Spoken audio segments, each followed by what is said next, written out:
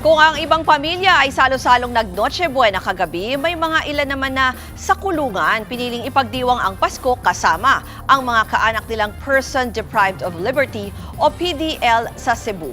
Isa pong espesyal na Christmas dalaw ang handog ng mga preso dyan. At para sa detalye, live mula sa Talisay City, nasa frontline ng balitang yan si John Aroa. John, may mga sinabi ba na special wish itong mga PDL? Kamusta ang mga naging pagdalaw dyan kagabi?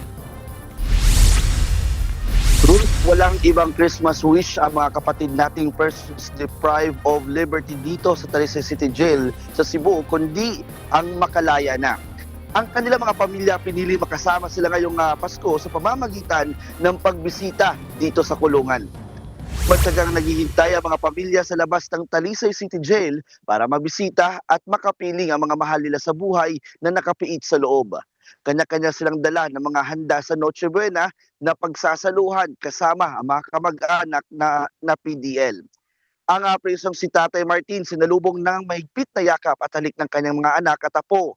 Hiling nila ay makalaya na si tatay, lalo't nangangako raw itong magbabagong buhay kung sakaling mabigyan o mabibigyan ng pagkakataon. Si Nanay Sara naman, di niya tunay na pangalan, higit 1 taon nang nakakulong dahil sa kasong may kinalaman sa illegal na droga.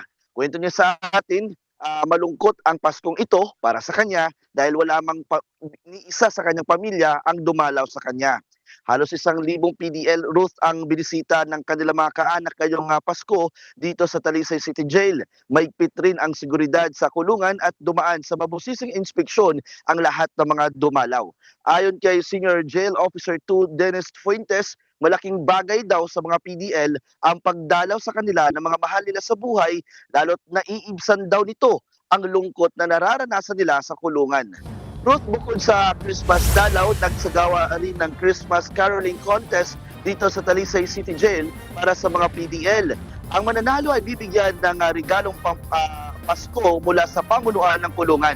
Pahihintulutan ng Christmas dalaw hanggang alas 4 lang ng hapon ngayong araw. Ruth. Yan po ang Express Report ni John Aroa live mula sa Talisay City, Cebu.